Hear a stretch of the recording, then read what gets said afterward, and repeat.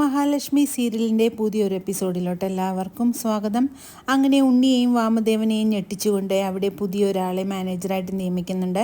എന്നിട്ട് അയാൾ പറയുന്നുണ്ട്, എൻ്റെ കീഴിൽ നിങ്ങൾക്ക് വേണമെങ്കിൽ ജോലി ചെയ്യാം, സത്യസന്ധമായിട്ട് വേണമെങ്കിൽ നിങ്ങൾക്ക് ഇവിടെ ജോലി ചെയ്യാം. ഇവിടെ ഒരുപാട് തിരിമറികൾ നടക്കുന്നെന്ന് കണ്ണൻ സാർ പറഞ്ഞതുകൊണ്ട് മാത്രമാണ് ഞാൻ ഇങ്ങോട്ട് വന്നത്. എന്നെ ഒരുപാട് നാളായിട്ട് കണ്ണൻ സാർ വിളിക്കുന്നുണ്ട്, പക്ഷേ ഇപ്പോഴാണ് എനിക്ക് വരാനുള്ളൊരവസരം ലഭിച്ചത് എന്നൊക്കെ ഇയാൾ പറയുന്നുണ്ട്. അതെല്ലാം കേൾക്കുമ്പോഴേക്കും ഇവർ രണ്ടുപേരും ആകെ വല്ലാണ്ടാകുകയാണ്. എന്നിട്ട് പറയുന്നുണ്ട്, ഞങ്ങളിനി എന്ത് ചെയ്യും, വെറുതെ നോക്കുകുത്തികളെ പോലെ ഇവിടെ നിൽക്കാനോ, ഈ ചതി ഞങ്ങളോട് വേണ്ടായിരുന്നെന്നും എല്ലാം രണ്ടുപേരും കൂടെ പറയുന്നുണ്ട്. പിന്നീട് ഉണ്ണിക്ക് മേലെ വേറൊരു മാനേജർ വന്നതറിയുമ്പോഴത്തേക്കും കരുണയ്ക്ക് ദേഷ്യം അടക്കാനായില്ല. കരുണ അങ്ങനെ കണ്ണനോട് തട്ടിക്കയറുന്നുണ്ട്. ഓരോ കാര്യവും പറഞ്ഞ്, നിങ്ങൾ എന്തിനാണ് ഇങ്ങനെ സമ്പാദിക്കുന്നതെന്നോ, നിങ്ങൾക്ക് ഒരിക്കലും ഒരു കുട്ടികളുണ്ടാവില്ലല്ലോ, ഞങ്ങൾക്ക് നാളെ കുട്ടികളുണ്ടാകുമ്പോൾ അത് കണ്ട് വിഷമിക്കാനും മാത്രമേ നിങ്ങൾക്കാകുകയുള്ളൂ എന്നൊക്കെ കരുണ പറയുന്നുണ്ട്. അത് കേൾക്കുമ്പോൾ മഹാലക്ഷ്മി പറയുന്നു, നീ അധികമൊന്നും പറയണ്ട, അങ്ങനെയൊന്നും സംഭവിക്കില്ല, ഞങ്ങൾക്കും കുട്ടികളുണ്ടാവുമെന്നൊക്കെ മഹാലക്ഷ്മി പറയുന്നു.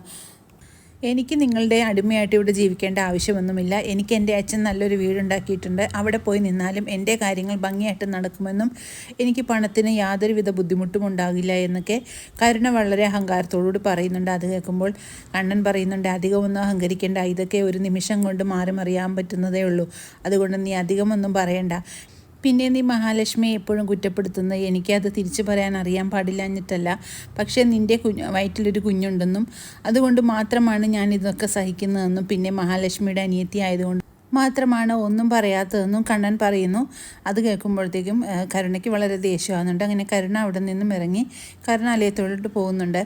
പിന്നീട് കണ്ണൻ മാർക്കോയെ കാണുന്നുണ്ട്. എന്നിട്ട് മാർക്കോയോട് പറയുന്നു, നാളെ ഞാൻ തോമസ് വൈദ്യൻ്റെ അടുത്തൊരു ചികിത്സയ്ക്ക് പോകുകയാണ്, അപ്പം മഹിയുടെ മേൽ നിനക്ക് ഒരു കണ്ണുണ്ടാകണമെന്ന് പറയുന്നു. അന്നേരം മാർക്കോ പറയുന്നുണ്ട്, സാറ് മഹാലക്ഷ്മി അറിയാതെ മഹാലക്ഷ്മിയുടെ പിറകെ ഞാൻ എപ്പോഴും ഉണ്ടാവും, സാർ ധൈര്യമായിട്ട് പൊക്കോളൂ, എന്തെങ്കിലും സംഭവിച്ചിട്ടുണ്ടെങ്കിൽ അത് എൻ്റെ മരണശേഷമേ മഹാലക്ഷ്മിക്ക് സംഭവിക്കുള്ളൂ എന്നൊക്കെ ഉറപ്പ് പറയുന്നുണ്ട് കണ്ണനോട്.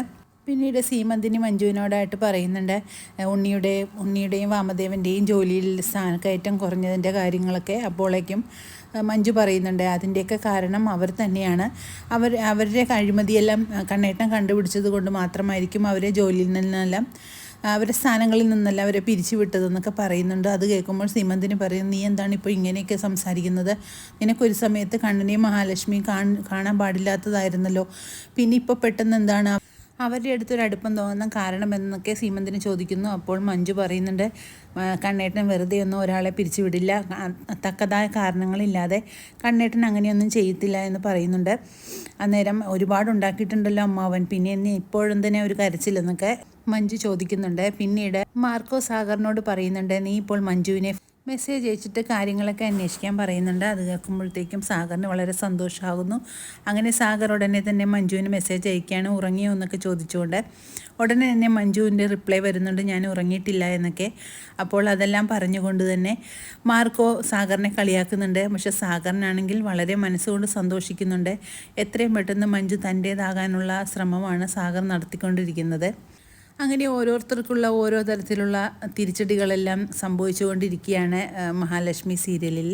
ഇനിയുള്ള എപ്പിസോഡിൽ നമുക്ക് കാണാൻ കഴിയുന്നത്. പുതിയൊരു എപ്പിസോഡിനായിട്ട് നമുക്ക് കാത്തിരിക്കാം.